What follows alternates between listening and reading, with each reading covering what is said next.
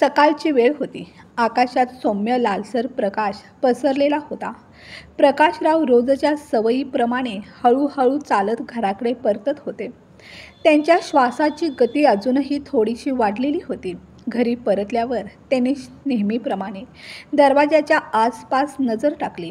मात्र आजचा वर्तमानपत्र त्या जागी नव्हता.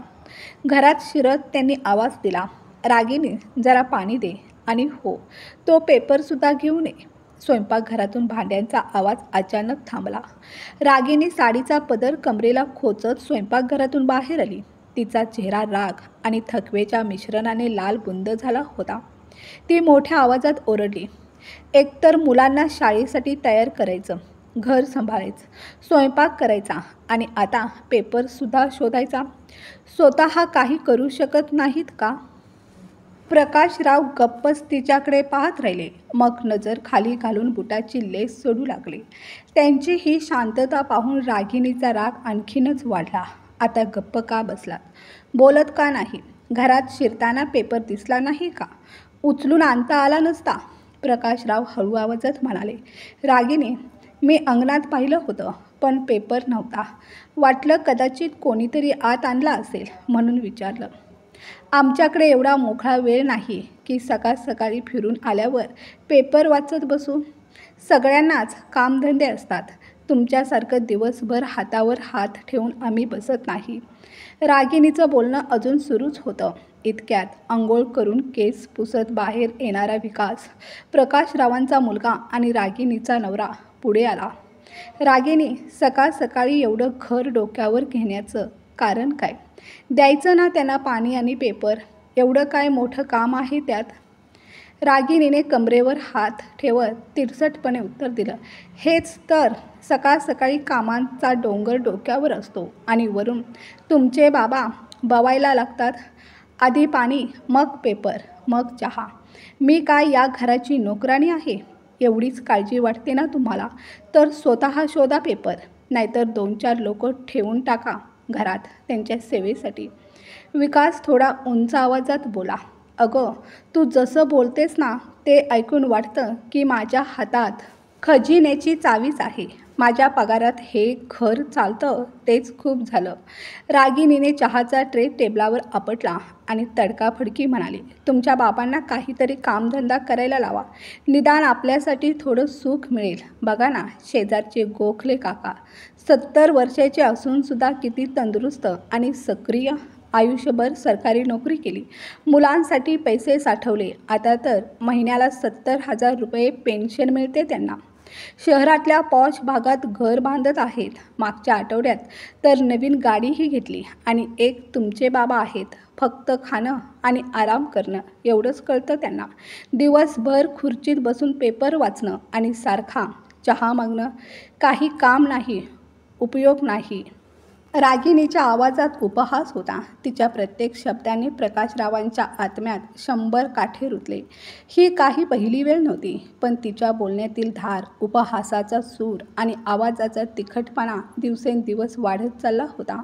प्रकाशरावांची अवस्था आता अशी झाली होती जशी घरातली एक जुनी वस्तू, जी आता कोणाच्याही उपयोगाची उरलेली नाही, पण तरीसुद्धा घराबाहेर टाकली जात नाही.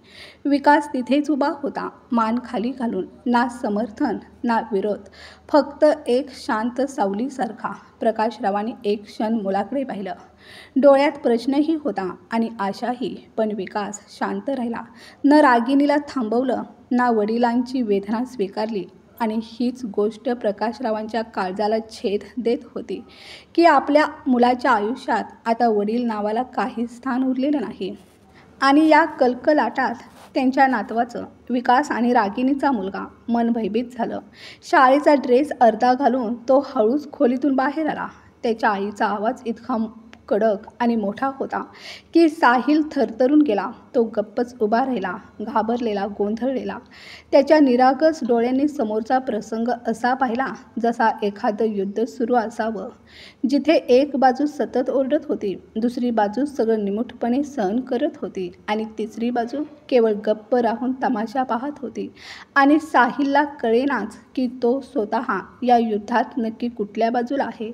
पण प्रकाशराव मात्र कुठलाही आवाज आवाज न करता, कोणालाही दोष न देता शांतपणे आपल्या खोलीत निघून गेले.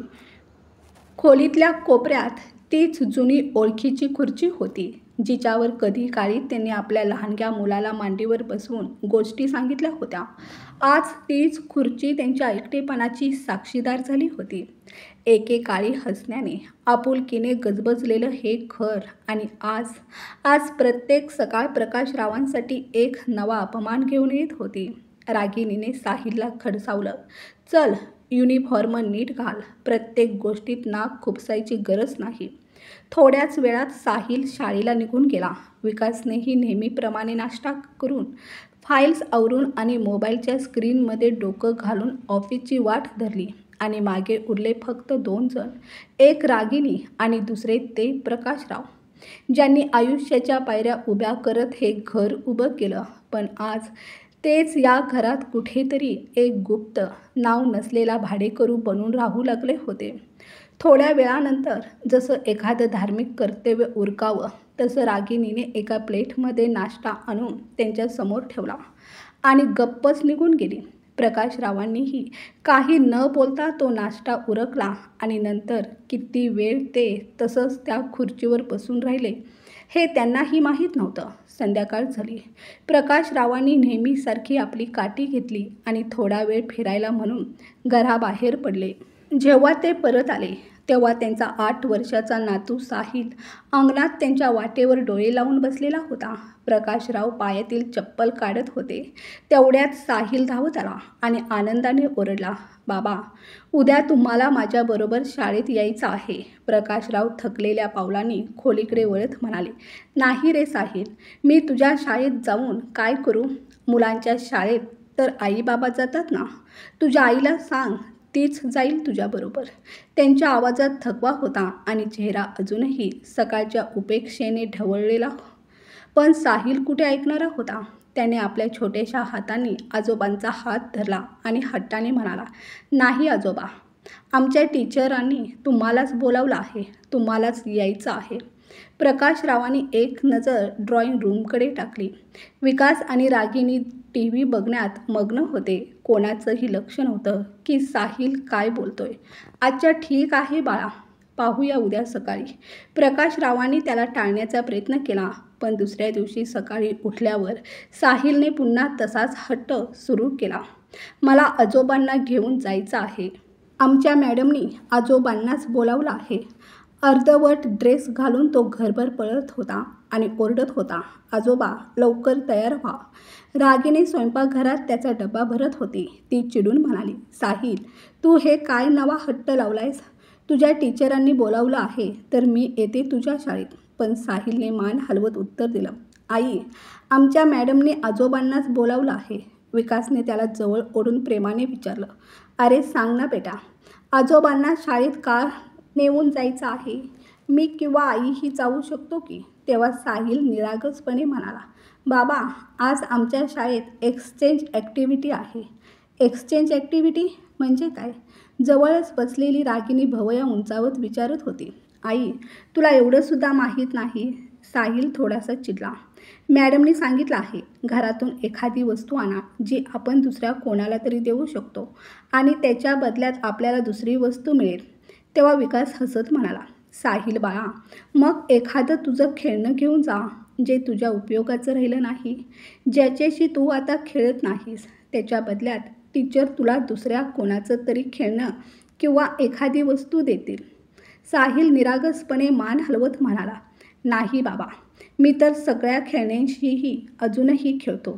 मला अशी वस्तू न्यायची आहे जी घरात कोणाच्याच उपयोगाची नाही, जी फालतू आहे, म्हणजे युजलेस. म्हणूनच मी आजोबांना घेऊन चाललोय." एका क्षणात संपूर्ण हॉलमध्ये शांतता पसरली. साहिल निरागस डोळ्यांनी म्हणाला, "टीचर म्हणाल्या होत्या, कधी कधी एखादी वस्तू कुणासाठी निरुपयोगी वाटू शकते, पण तीच दुसऱ्यासाठी अमूल्य ठरते. आणि काल तर आईच म्हणत होती ना की आजोबा आता कोणत्याच कामाचे उरले नाहीत, आपल्याला त्यांची गरज नाही. कदाचित कुणाला तरी त्यांची गरज असेल." विकासने नजर खाली घातली. रागिणी, जिला साहिलचं बोलणं सुरुवातीला अगदी गमतीशीर वाटत होतं, तिचा चेहरा पांढरा फकट पडला. प्रकाशराव तिथेच उभे होते, साहिलच्या मागे. त्या क्षणी त्यांच्या मनावर काय आघात झाला असेल हे कुणालाच कळलं नाही, पण त्यांच्या डोळ्यातून स्पष्ट दिसत होतं.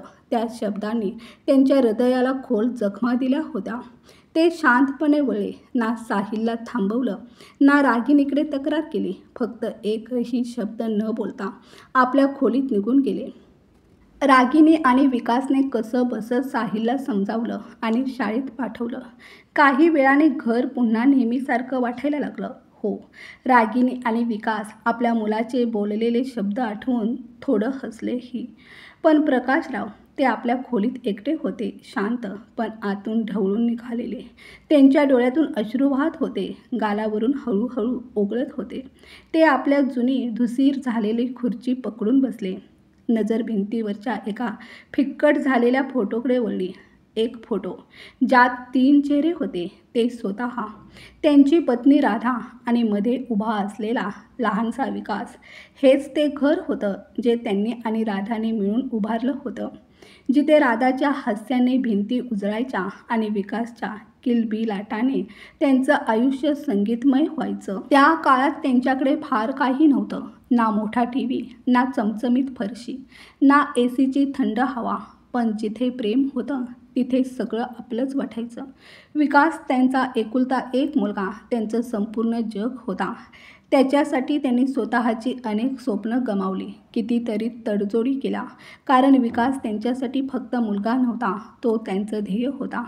त्यांचं आयुष्य फिरायचं त्या छोट्याशा किराणा दुकानाभोवती, जे त्यांनी गल्लीतील एका अरुंद कोपऱ्यात उभं केलं होतं. सकाळपासून रात्रीपर्यंत दुकानात उभं राहणं, ग्राहकांशी बोलणं, हिशोब ठेवणं, त्यांच्या छोट्या मोठ्या गरजांची काळजी घेणं, हेच त्यांचं जग. राधा घर सांभाळायची आणि दोघांचं एकच स्वप्न होतं, विकासला शिकवायचं, मोठा माणूस बनवायचं. त्याच्या प्रत्येक गरजेसाठी त्यांनी झगडत पैसे जमवले. शाळेची फी, पुस्तकं, ट्युशन सगळं स्वतःच्या मेहनतीने. रात्री दुकान बंद झाल्यावर ते दोघं एकत्र बसून विकासच्या उज्ज्वल भविष्याची स्वप्न रंगवायचे. पण आयुष्याने त्यांच्यावर मोठा घाव घातला. राधा अचानक आजारी पडली. हॉस्पिटलची बिलं, औषधं आणि अखेर तिचं जाणं. प्रकाशराव पूर्णपणे कोसळले. तरीही त्यांनी स्वतःला सावरलं, कारण विकाससाठी जगणं भाग होतं. दुकान चालू होतं आणि विकासचं कॉलेजही पूर्ण झालं. त्यांना विश्वास होता, माझा मुलगा एक दिवस मोठं नाव कमावेल. आणि एक दिवस विकासने त्यांच्यासमोर एक अशी मागणी ठेवली की त्यांच्या पायाखालची जमीनच सरकली. बाबा, मला एक स्टार्टअप सुरू करायचं आहे, त्यासाठी लाखो रुपये हवेत, विकास म्हणाला होता. त्याच्या डोळ्यात एक विचित्र चमक होती, एक अस्वस्थ आशा. जर हा व्यवसाय जमला तर आपल्या आयुष्याचं चित्रच पालटून जाईल. पण भांडवल लागतं बाबा. प्रकाशरावांना त्या डोळ्यात तेच स्वप्न दिसलं जे कधी राधाच्या डोळ्यात होतं. त्याच्या नजरेत काहीतरी मिळवायचं होतं, म्हणून त्यांनी विचार न करता आपल्या आयुष्याचं सर्वस्व ते किराणा दुकान गहाण ठेवलं. लाखो रुपयांचं कर्ज घेतलं.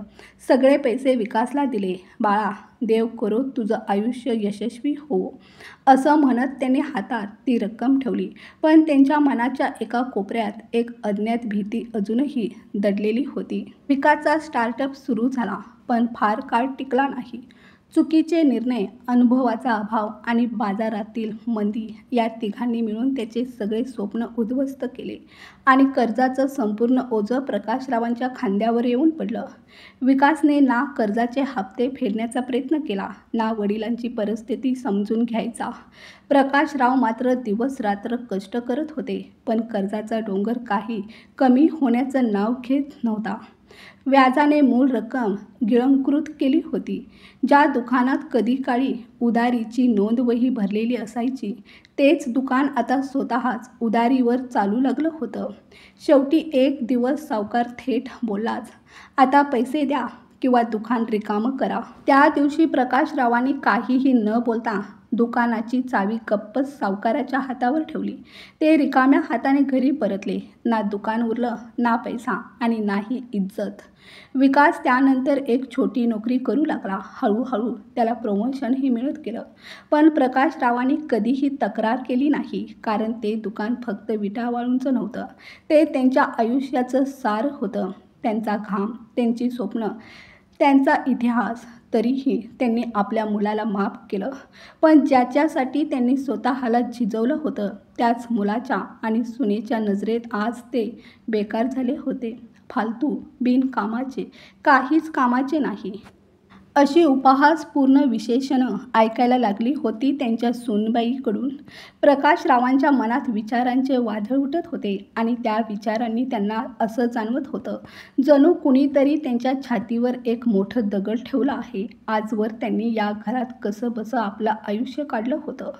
रागिणीचे टोमणे, विकासची उदासीनता आणि स्वतःची होणारी उपेक्षा, हे सगळं त्यांनी गप्प राहून सहन केलं. पण आता मात्र सहनशक्तीचा अंत झाला होता. त्यांच्या आत्मसन्मानाला ठेच लागली होती. ही जखम आता असह्य झाली होती. ते कोणाच्या दयेची भीक मागू इच्छित नव्हते. त्यांना हवी होती फक्त इज्जत. पण त्या 4 भिंतीच्या आत ती आता शिल्लक राहिली नव्हती. त्यांच्या मनात एक ठाम निर्णय आकार घेत होता. आता ह्या घरात राहायचं नाही. दुपारचा वेळ होता. रागिणी आपल्या खोलीत एसीच्या गारव्यात निवांत होती. साहिल शेजारच्या मुलांसोबत खेळायला गेला होता आणि विकास ऑफिसमध्ये. घरभर गूढ शांतता पसरली होती. प्रकाशरावांनी हळूच आपलं कपाट उघडलं. एक छोटी बॅग काढली. त्यात 2-3 कपड्यांचे जोड, थोडं आवश्यक सामान भरायला सुरुवात केली. पण अडचण एक होती, पैसे नव्हते. खिशात हात घातला तर खिसा अगदी रिकामा होता.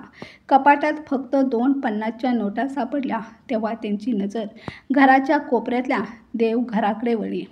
देवाऱ्यात एक छोटासा डबा ठेवलेला होता. देवाला वाहिलेल्या 5-10 रुपयांच्या नोटा. प्रकाशरावांच्या मनात क्षणभर संकोच आला. हा तर देवाचा पैसा. मग स्वतःला समजावत ते पुटपुटले, जो देव मला रोज अपमानित होताना बघतोय तो कदाचित मला समजून घेईल. हळूच त्यांनी तो डबा उघडला आणि नोटा मोजायला सुरुवात केली. 5, 10, 20 अशा नोटा मोजता मोजता जवळपास 1000 रुपये जमले. तेवढ्या पैशात त्यांचं पुढचं आयुष्य नक्की ठरू शकत नव्हतं, पण निदान सुरुवात तरी होऊ शकत होती. देवाकडे पाहून त्यांनी हात जोडले आणि शांत आवाजात म्हणाले, माफ कर देवा, मी तुझ्यावर नेहमी विश्वास ठेवला. आता फक्त एवढी साथ दे की उरलेलं आयुष्य इज्जतीनं जगता येईल. माथा देवाच्या चरणी टेकवला. बॅग खांद्यावर घेतली आणि दरवाजाबाहेर पाऊल ठेवलं. बाहेर थंडगार वारा वाहत होता. सूर्य मावळतीच्या दिशेने झुकत होता. कुठे जायचं आहे हे माहीत नव्हतं, पण जिथून निघालोय तिथं परत जाणं शक्य नव्हतं. ते हळूहळू चालत त्या गल्लीत आले जिथे एकेकाळी त्यांचं किराणा दुकान होतं. आता तिथे एक आधुनिक चमचमती बेकरी उभी होती. क्षणभर त्यांचे पाय थबकले. डोळे त्या कोपऱ्याचा शोध घेऊ लागले जिथे ते कधी काळी रुबाबात बसायचे, हिशेब करत, लोकांशी गप्पा मारत. पण आता ती जागा कोण्या दुसऱ्याची झाली होती. त्यांच्या मनात एक खोल हुरहुर उमटली. पण त्या हुरहुरीबरोबरच एक जिवंत ठिणगी जागी झाली. नाही, मी अजून हरलेलो नाही, ते मनातच पुटपुटले आणि पुढे चालायला लागले. कुठे चाललोय हे त्यांनाही ठाऊक नव्हतं. फक्त एवढं माहीत होतं, पाठीमागे जिथे अपमान, उपेक्षा आणि दुःख आहे तिथे परत फिरायचं नाही. बराच वेळ चालत राहिल्यावर त्यांचे पाय थकले आणि ते एका बागेजवळ थांबले. बागेतील गवतावर सूर्याची शेवटची किरणं शांतपणे पसरलेली होती. बागेतला एक रिकामा बाकडा त्यांना दिसला आणि ते गप्पच जाऊन त्यावर बसले. समोर पाहिलं तर काही मुलं धावत होती, काही उड्या मारत होती, काही झोपाळ्यावर झोका घेत होती, तर काही खेळण्यात गुंग होती. त्यांच्या त्या निरागस हसण्यात आणि बालसुलभ खोड्यांमध्ये प्रकाशरावांच्या चेहऱ्यावर नकळत हास्य उमटलं. मात्र त्या निष्पाप चेहऱ्याकडे नजर जाताच त्यांच्या मनात भूतकाळाची एक खिडकी हळूहळू उघडू लागली. विकासचं बालपण त्यांच्यासमोर चलचित्रासारखं फिरू लागलं. त्या छोट्याशा हाताने पतंग पकडून मी जिंकलो असं म्हणत उड्या मारणं, त्यांच्या खांद्यावर बसून गल्लीभर हिंडणं, रबरी चेंडूने क्रिकेट खेळणं, दुकानाच्या काउंटरवरचं चॉकलेट चोरून घेऊन पळणं, या सगळ्या आठवणींनी त्यांच्या डोळ्यात पाणी आलं. रात्र हळूहळू गडद होत गेली. पार्कमधली मुलं एक एक करत परतू लागली आणि सगळीकडे सामसूम पसरली. प्रकाशराव त्याच बाकड्यावर आडवे झाले होते जेव्हा विकास रात्री घरी परतला. दरवाजा उघडताच साहिल धावत त्याच्याकडे आला. बाबा, आजोबा कुठेतरी निघून गेलेत. हे ऐकताच विकास हादरला. काय? कधी कोणासोबत गेले? तो आत धावत गेला. खोली जशी तशी होती, पण अंथरूण रिकामं होतं. रागिनी, बाबा कुठे आहेत? त्याने थरथरत्या आवाजात विचारलं. रागिनी तितक्या शांतपणे म्हणाली, मला काय माहीत. मी संध्याकाळी झोपले आणि उठल्यावर ते नव्हतेच. कुठे गेले, का गेले काही माहीत नाही. विकासच्या कपाळावर आठ्या पडल्या. मग तू शोधण्याचा प्रयत्न केला नाही का? रागिनीने खांदे उडवत बेफिकिरीनं उत्तर दिलं. अरे, एवढं टेन्शन घेऊ नकोस. येतील परत. आणि तसंही कोणता खजिना आहे त्यांच्याकडे? ना लाखोची पेन्शन, ना कुणाला त्यांची गरज. हे ऐकताच विकासने डोकं पकडलं. त्याला स्वतःवरच राग आला. रात्र अजूनच गडद झाली होती. बागेतल्या त्या बाकडावर प्रकाशराव आडवे झाले होते. बाकाची पाठ कठीण आणि थंडगार होती. लाकडी बाकाचे खरडे कडे त्यांच्या पाठीत टोचत होते. पण शरीर थकून गेलेलं होतं, मन कोसळलेलं होतं. त्यामुळे ते तिथेच आडवे झाले. डोक्याखाली बॅग ठेवून तिला उशीसारखी केली. काही क्षणातच त्यांच्या डोळ्यावर झोप दाटू लागली. पण झोप अजून पूर्णपणे आली नव्हती. तोच मच्छरांचा हल्ला सुरू झाला. चेहरा, हात, मान कुठेही मोकळं ठिकाण नव्हतं जिथे मच्छर गुणगुणत नसावेत. ते हात झाडत मच्छर उडवत होते, पण ते परत येतच होते. शेवटी त्यांनी बॅगमधून एक जुनी चादर काढली. ती अंगावर घेतली आणि पुन्हा झोपायचा प्रयत्न केला. झोप येत होती, पण ती सुखद शांतता फार काळ टिकली नाही. अचानक एका कडक आवाजाने त्यांच्या झोपेचं धुसरपण तुटलं. बागेचा शिपाई, उंच भरदार देहयष्टीचा, हातात काठी घेऊन उभा होता. त्याचा आवाज कठोर होता, पण डोळ्यात थोडीशी संवेदना स्पष्ट दिसत होती. पार्क रात्री बंद होतो. तुम्हाला इथून जावं लागेल, तो म्हणाला. प्रकाशरावांनी डोळे उघडले. टॉर्चचा प्रकाश त्यांच्या डोळ्यात झोंबत होता. ते शांतपणे उठले. चादर गुंढळली, बॅग उचलली. काहीही न बोलता ते निघाले. आता कुठे जाऊ? हा विचार मनात घर करून बसला होता. पाय जड झाले होते आणि मन त्याहून जास्त. ते हळूहळू बागेतून बाहेर पडले. बागेच्या गेटजवळ बसून त्यांनी रात्र काढली. सकाळ झाली. सूर्याच्या पहिल्या किरणांनी आकाशात गुलाबी झळाळी निर्माण केली. प्रकाशरावांनी स्वतःला सावरलं, बॅग उचलली आणि पुन्हा चालायला सुरुवात केली. बागेच्या समोर एक जुनी चहाची टपरी होती. काही लोक सकाळचा चहा पिऊन दिवसभराच्या कामाची तयारी करत होते. टपरीवरचा चहावाला एक अर्धवयीन माणूस प्रेमाने आणि हसऱ्या चेहऱ्याने प्रत्येकाला गरमागरम चहा देत होता. प्रकाशरावांना पाहताच तो म्हणाला, काका या, चहा घ्या, गरम आहे अजून. प्रकाशरावांनी हलकसं हसून चहाचा पेला हातात घेतला. त्या गरम घोटामध्ये एक आश्वासक माणुसकीचा गंध होता. ते बाजूलाच असलेल्या बाकड्यावर शांतपणे बसले. तिथेच पडलेला एक जुना वर्तमानपत्र त्यांच्या नजरेस पडला. त्यांनी तो उचलला, पण त्या कागदाच्या थंड स्पर्शाने त्यांच्या मनात एक कडवट आठवण जागी झाली. काल सकाळी त्यांनी जेव्हा घरात बसल्या बसल्या फक्त पेपर मागितला होता, तेव्हा रागिनीने अक्षरशः घरात तमाशा केला होता. फालतू बिनकामाचा माणूस, तिचे हे शब्द अजूनही त्यांच्या कानात आदळत होते. जणू काही हातोड्याचे घावच. तेवढ्यात वर्तमानपत्रातल्या एका छोट्याशा कोपऱ्यावर त्यांची नजर स्थिरावली. एवढासा कॉलम होता, पण त्यात जे लिहिलं होतं ते वाचून ते स्तब्ध झाले. भाड्याने वडील हवे आहेत. वय 65 ते 70च्या दरम्यान. लवकरात लवकर या नंबरवर संपर्क साधावा. त्यांचा हात तसाच थबकला. क्षणभर त्यांच्या ओठावर एक हलकंसं हसू उमटलं. भाड्याने वडील? मनातल्या मनात ते विचार करू लागले. या जगाने खरंच वेडेपणाची सीमारेषा ओलांडली आहे. चहावाल्याने त्यांना हसताना पाहिलं आणि विचारलं, काय झालं काका? काही विनोदी वाचलं वाटतं. प्रकाशरावांनी डोकं हलवत हसून उत्तर दिलं, नाही बेटा, कुणीतरी भाड्याने बाप शोधतोय म्हणे. काय मूर्खपणा आहे. चहावाल्याने खांदे उडवत उत्तर दिलं, काका, आजकाल सगळंच विकलं जातं. नाती, माणसं, प्रेम काहीच शिल्लक राहिलं नाही. पण प्रकाशरावांचं मन मात्र त्या छोट्याशा जाहिरातीतच गुंतून पडलं होतं. ते चहा घेत घेत विचारात हरवून गेले. पहिल्यांदा त्यांना ही कल्पनाच हास्यास्पद वाटली, पण जसजसे क्षण सरत गेले तसतसे ते शब्द त्यांच्या मनात खोलवर रुतत गेले. चहाचा शेवटचा घोट घेत त्यांनी ती जाहिरात पुन्हा एकदा वाचली. डोळे घट्ट मिटले. एक खोल श्वास घेतला. आणि मग खिशातून रुमाल काढून कपाळाचा घाम पुसत म्हणाले, बेटा जरा तुझा फोन देतोस का? चहावाला थोडा चकित झाला पण लगेच म्हणाला, का नाही काका, घ्या हा फोन. प्रकाशरावांनी थरथरत्या हाताने नंबर डायल केला. त्यांच्या काळजाची धडधड एखाद्या नव्या वळणावर धावत होती.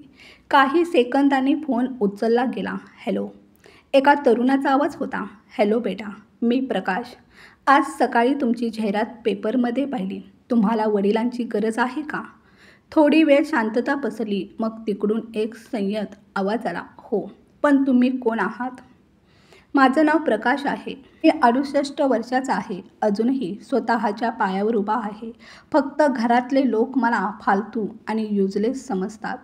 काही क्षण फोनवर शांतता पसरली. मग त्या मुलाच्या आवाजात एक आश्वासक सूर मिसळला. काका, तुम्ही येऊ शकता. आपण समोरासमोर बोलूया. बेटा पत्ता सांग, मी लगेच निघतो. त्या मुलाने अर्जुनने कोल्हापूरचा पत्ता सांगितला. तो पत्ता कराडपासून फार लांब नव्हता. फक्त 2 तासांचं अंतर. प्रकाशरावांनी आपल्या छोट्याशा बॅगेकडे पाहिलं. मनात देवाचं स्मरण केलं. हात जोडले आणि निघाले बस स्टँडकडे. बसच्या खिडकीतून बाहेर पाहताना त्यांचं मन मागे मागे धावत होतं. ते सगळं आठवत होतं जे ते पाठीमागे टाकून निघाले होते. स्वतःचं घर, मुलगा, सून आणि आपला गोंडस नातू.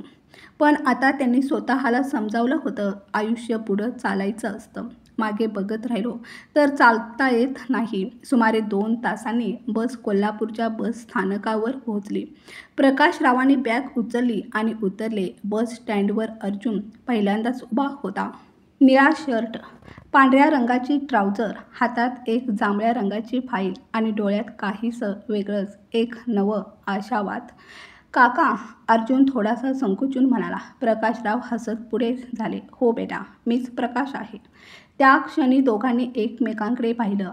एक ज्याला मुलाची गरज होती आणि दुसरा ज्याला बापाची उणीव होती. अर्जुन त्यांना जवळच्या एका कॅफेमध्ये घेऊन गेला. संवाद सुरू झाला. काका, मला माहीत आहे की हे थोडं विचित्र वाटेल, पण माझ्याजवळ दुसरा काही पर्यायच नव्हता.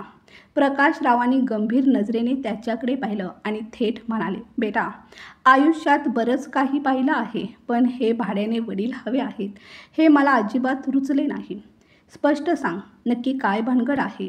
अर्जुनने एक खोल श्वास घेतला आणि सांगायला सुरुवात केली. काका, मी एक अनाथ आहे. माझ्या आई वडिलांचं माझ्या बालपणी एका अपघातात निधन झालं. मी अनाथ आश्रमात मोठा झालो. शिष्यवृत्तीवर शिक्षण पूर्ण केलं आणि आज एका मल्टीनॅशनल कंपनीत चांगल्या पदावर नोकरी करतो. पगारही चांगला आहे. आयुष्य थोडं स्थिर झालं आहे. पण त्याच्या आवाजात एक रुखरुख होती. पण माझ्याजवळ माझं कुणी नाही, कुटुंब नाही. प्रकाशरावांचे डोळे बारीक झाले. कपाळावर आठ्या पसरल्या. मग ही जाहिरात का दिलीस?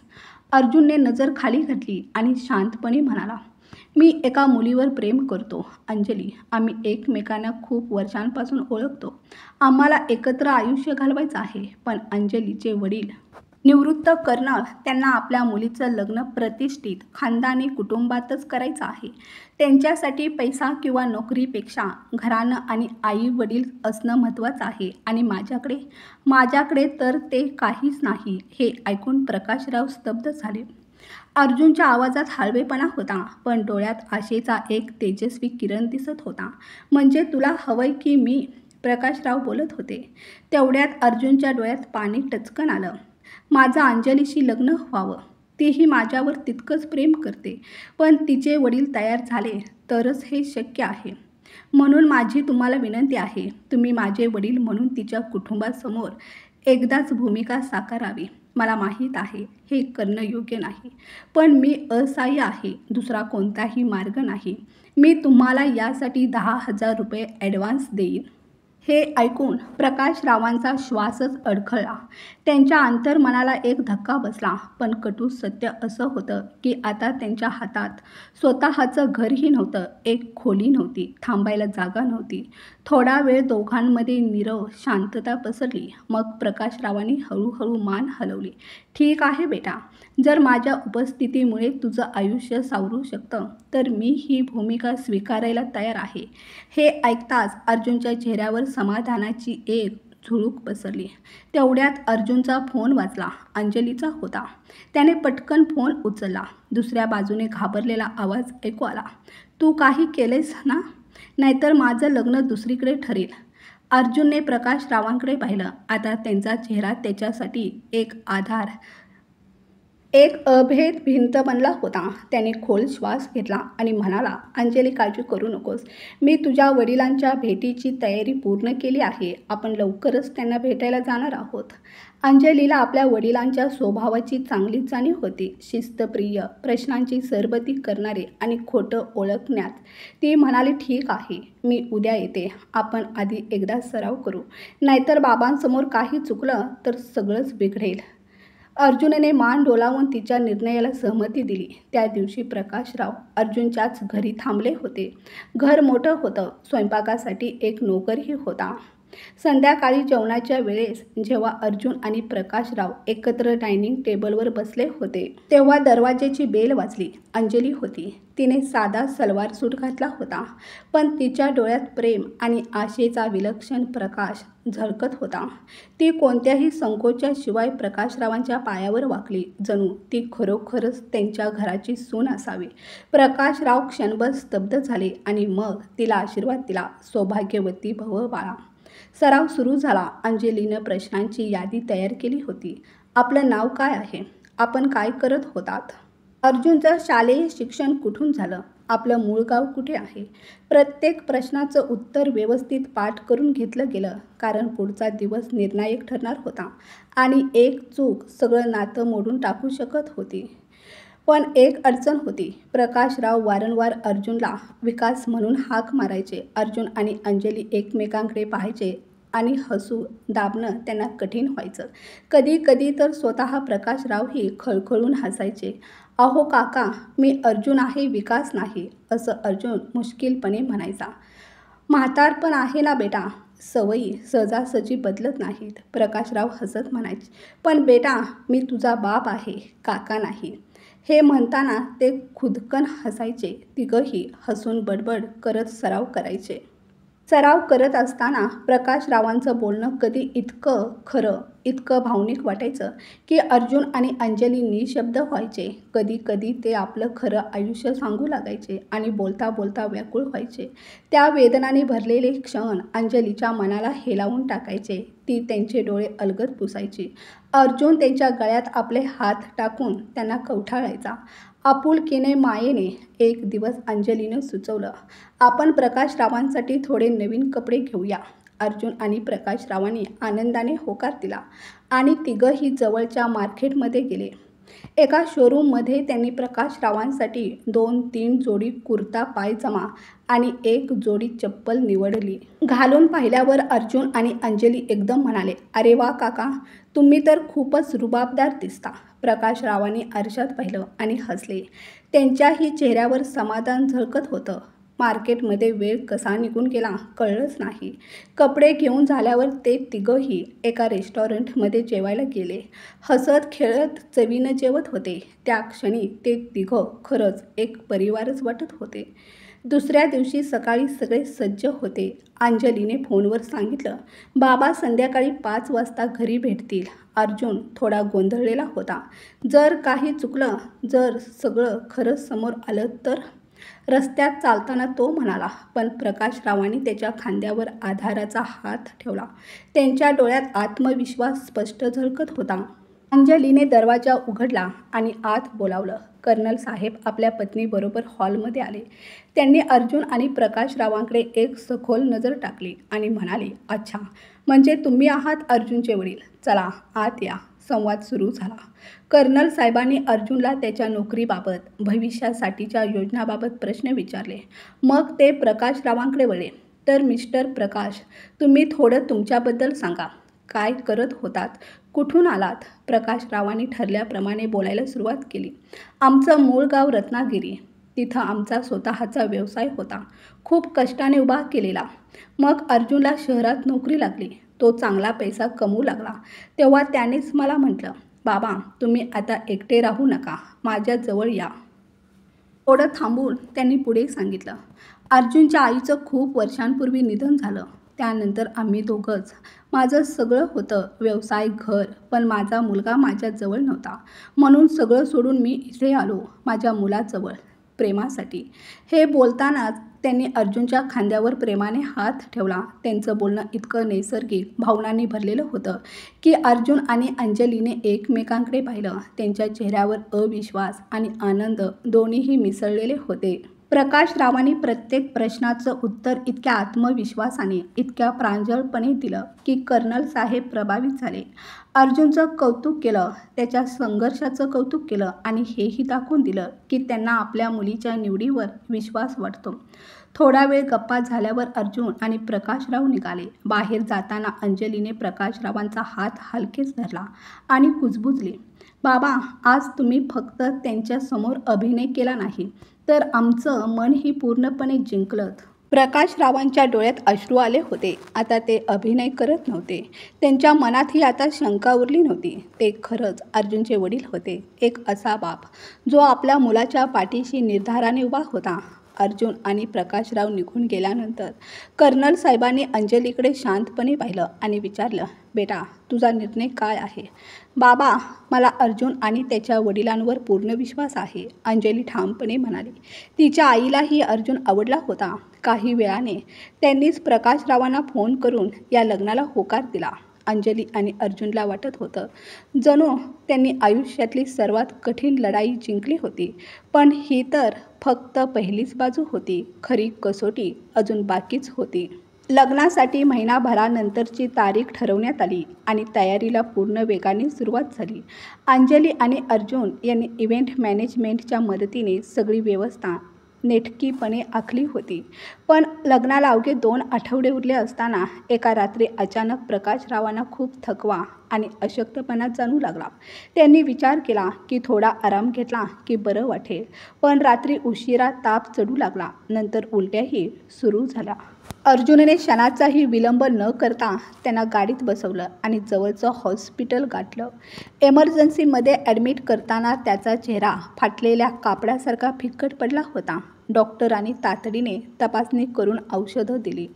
काही वेळातच प्रकाशरावांच्या तब्येतीत थोडा सुधार दिसून आला. अर्जुन रात्रभर त्यांच्या उशाशी बसून राहिला. दुसऱ्या दिवशी सकाळी प्रकाशरावांची प्रकृती स्थिर झाल्यावर डॉक्टरांनी त्यांना घरी जाण्याची परवानगी दिली आणि खाण्यापिण्याची विशेष काळजी घ्या असं बजावलं. अर्जुनने मान हलवली आणि प्रकाशरावांना अलगद आधार देत घरी आणलं. घरी आल्यानंतरही अर्जुनने त्यांचं सर्वतोपरी काळजी घेतली. काही वेळाने गरम सूप, कधी हलकी खिचडी तो स्वतःच्या हाताने त्यांना भरवत असे, जणू एखादा मुलगा आपल्या वडिलांची सेवा करत आहे. त्या दुपारी अंजली त्यांची विचारपूस करायला आली तेव्हा प्रकाशराव अर्जुनकडे पाहत म्हणाले, अर्जुन तर रात्रभर हॉस्पिटलमध्ये माझ्या उशाशी बसून राहिला. एक क्षणही मागे हटला नाही. कधी स्वप्नातही वाटलं नव्हतं की कोणी मला इतकं आपलं मानेल. एवढ्यात अर्जुन मस्करी करत म्हणाला, अहो काका, तुम्ही जेव्हा बरे व्हाल तेव्हाच तर आमचं लग्न होणार आहे. हे ऐकून तिघंही मोठ्याने हसले. 3 अनोळखी माणसं एका क्षणी एक कुटुंब बनून गेलं होते. अंजली आणि अर्जुन यांनी त्यांच्या काळजीत कोणतीही उणीव ठेवली नव्हती. लग्नाच्या तयारीला पुन्हा वेग मिळाला आणि अखेर तो दिवस उजाडला ज्या दिवसाची अंजली, अर्जुन आणि प्रकाशराव आतुरतेने वाट पाहत होते. लग्नाचा दिवस. सगळं काही सुरळीत चालू होतं, पण बहुधा प्रत्येक गोष्टीला एक कसोटी असते. अक्षदा पडण्याच्या काही क्षण आधी वधू पक्षातले कराडहून आलेले एक सज्जन पाटील अचानक प्रकाशरावांकडे सतत पाहू लागले. ते त्यांच्या चेहऱ्याकडे बारकाईने पाहू लागले, जणू मनाच्या कुठल्याशा कोपऱ्यात दडून बसलेली आठवण हळूहळू जागी होत होती. अचानक त्यांनी बाजूला उभ्या असलेल्या कर्नल आनंदरावांना विचारलं, हा वृद्धग्रस्त कोण? कर्नल हसून म्हणाले, अरे पाटील, हेच तर आहेत प्रकाशराव, अर्जुनचे वडील, आमचे व्याही. आधी रत्नागिरीला राहत होते, जनरल स्टोअर चालवत होते, आता अर्जुनसोबतच राहतात. हे ऐकताच पाटील चक्रावले. ते दबक्या आवाजात म्हणाले, असं काही नाही. जे इथे नवरदेवाचे वडील म्हणून उभे आहेत त्यांना मी ओळखतो. ते रत्नागिरीचे नाहीत, कराडचे आहेत. त्यांनी जनरल स्टोअर नाही, एक छोटंसं किराणा दुकान चालवलं होतं, जे खूप आधी बंद झालं. त्यांच्या मुलाचं नाव विकास आहे आणि त्याचं तर आधीच लग्न झालं आहे. काय, तुम्ही थट्टा करत आहात का? कर्नल साहेब आश्चर्याने म्हणाले. पाटील शांतपणे बोलले, कर्नल साहेब, मी थट्टा का करीन? विश्वास नसेल तर त्यांनाच विचारून पहा. खरं खोटं लगेच स्पष्ट होईल. कर्नल साहेबांनी भुवया उंचावल्या. त्यांच्या चेहऱ्यावरचा राग स्पष्ट जाणवत होता. ते क्षणाचाही विलंब न करता थेट स्टेजवर गेले. अक्षता पडायला काही क्षणच उरले होते. तेवढ्यात एक कडक आवाज मांडवात घुमला. 1 मिनिट, हे सगळं थांबवा. हे लग्न होणार नाही. अचानक झालेल्या या घोषणेनं सगळ्यांचं काळीज धडधडू लागलं. अर्जुन घाबरून पुढे आला. काय झालं बाबा? कर्नल साहेबांचा आवाज आता अधिक कडक झाला. तुझी हिंमत तरी कशी झाली मला फसवायची? आणि हा माणूस? बाबा, मी सगळं समजावून सांगतो, अर्जुन थरथरत म्हणाला. कर्नल साहेबांनी अंजलीकडे पाहिलं. तिच्या डोळ्यातून घळाघळा अश्रू वाहत होते. मांडवात क्षणार्धात शांतता पसरली. सगळ्या पाहुण्यांच्या नजरा आता प्रकाशराव, अर्जुन आणि अंजलीवर स्थिरावल्या होत्या. अर्जुनचा चेहरा असा वाटत होता जणू त्याचं सगळं आयुष्य एका क्षणात उद्ध्वस्त होणार आहे. जे लग्न काही क्षणांपूर्वी आनंदाचा सोहळा होतं तेच आता मोडण्याच्या उंबरठ्यावर येऊन टेपलं होतं. प्रकाशरावांनी एक दीर्घ श्वास घेतला. क्षणभर त्यांना वाटलं तिथून पळून जावं, पण डोळ्यासमोर पुन्हा पुन्हा अर्जुन आणि अंजलीचे रडणारे चेहरे यायचे. ते पुढे आले. कर्नल साहेबांकडे पाहत शांत पण ठाम स्वरात म्हणाले, कर्नल साहेब, मला एक संधी द्या, मी सगळं खरं सांगतो. कर्नल साहेबांनी रागाने उत्तर दिलं, खरं? आता काय खरं सांगणार आहात तुम्ही? तुम्ही आम्हाला फसवलं आहे. माझ्या मुलीच्या आयुष्याचा खेळ केला आहे. प्रकाशरावांनी मान खाली घातली, पण त्यांच्या आवाजात विलक्षण ताकद होती. हो, खरं सांगतो. अर्जुन माझा सख्खा मुलगा नाही, पण तो माझ्यासाठी सख्यापेक्षा अधिक आहे. मी त्याला मनापासून स्वीकारलं आणि त्यानेही मला वडिलांचा मान दिला. तेवढ्यात त्यांनी अर्जुनकडे पाहिलं. त्यांच्या डोळ्यातून पाणी आलं. हा मुलगा अनाथ आहे. त्याने स्वतःच्या हिमतीने जीवन घडवलं आहे. त्याची एकच इच्छा आहे अंजलीसोबत आयुष्य व्यतीत करण्याची. आणि मी असा बाप आहे ज्याला स्वतःच्या घरातही सन्मान मिळाला नाही. माझ्या स्वतःच्या मुलाने मला नाकारलं, पण या मुलाने मला वडिलांचा मान दिला, सन्मान दिला. त्यांच्या या शब्दांमध्ये इतकी प्रामाणिकता होती की संपूर्ण मंडपात गूढ शांतता पसरली होती. काही पाहुण्यांच्या डोळ्यातही पाणी आलं. प्रकाशराव पुन्हा कर्नल साहेबांकडे पाहत म्हणाले, मी खोटं बोललो हे कबूल करतो, पण ती फसवणूक नव्हती. ती माझी एका नात्यासाठीची धडपड होती. हे 2 जीव एकमेकांवर खरं प्रेम करतात. अर्जुनसारखा मुलगा तुम्हाला कुठेही सापडणार नाही याची मला खात्री आहे. आज मी त्यांच्या प्रेमाच्या पाठीशी उभा आहे. तुम्हाला वाटत असेल तर मला हकलून द्या, पण कृपया या दोघांच्या आयुष्यातला आनंद हिरावून घेऊ नका. अंजली, जी आत्तापर्यंत रडत शांत उभी होती, ती पुढे आली. डोळ्यातून अश्रू वाहत होते, पण तिच्या आवाजात स्पष्ट ठामपणा होता. बाबा, या काकांनी जे काही केलं ते माझ्या आणि अर्जुनच्या सांगण्यावरून केलं. आम्ही एकमेकांवर खूप प्रेम करतो. जर तुम्ही अर्जुनला माझ्यापासून वेगळं केलं तर मी कधीच आनंदी राहू शकणार नाही. कर्नल साहेब अजूनही रागात होते, पण आता त्यांच्या अंतःकरणात काहीतरी हलू लागलं होतं. तेवढ्यात अंजलीच्या आईने तिचा हात हळूच धरला आणि म्हणाली, त्यांच्या बोलण्यात खोटं वाटत नाही आणि अंजलीच्या आनंदातच तर आपलं आयुष्य आहे. कर्नल साहेब काही वेळ गप्प राहिले, मग अचानक उभे राहिले. प्रकाशरावांकडे पाहत म्हणाले, तुम्ही जे केलं ते चुकीचं होतं, पण तुमचं बोलणं आणि या दोघांचं प्रेम या सगळ्यांनी मला विचार करायला भाग पाडलं. मी अंजलीच्या आनंदासाठी या लग्नाला सहमती देतो, पण ही माझी शेवटची चेतावणी आहे. इथून पुढे खोटेपणा चालणार नाही. संपूर्ण मंडपात आनंदाची लहर पसरली होती. अंजली आपल्या आईच्या गळ्यात पडून रडत होती आणि अर्जुनने भरलेल्या डोळ्यांनी पण समाधान आणि गर्वाने चमकणाऱ्या चेहऱ्याने प्रकाशरावांकडे पाहिलं. दोघांच्याही अंगावर अक्षदा पडल्या. सप्तपदी पूर्ण झाली. लग्न धूमधडाक्यात आणि भरभरून प्रेमाच्या वातावरणात पार पडलं. लग्नानंतर अंजली नववधू म्हणून अर्जुनच्या घरी आली. ते घर आता प्रेमाने आणि आनंदाने गजबजून गेलेलं होतं. तिला घरी येऊन 2 दिवस झाले होते. पण तिसऱ्या दिवशी सकाळी जेव्हा अंजली आपल्या खोलीतून बाहेर आली तेव्हा तिची नजर प्रकाशरावांच्या खोलीकडे गेली. दरवाजा उघडाच होता. खोली रिकामी होती. तिचं काळीज सुन्न झालं. अर्जुन, तिने घाबरून आवाज दिला. अर्जुन धावतच आला. त्याने आजूबाजूला पाहिलं पण प्रकाशराव कुठेच नव्हते.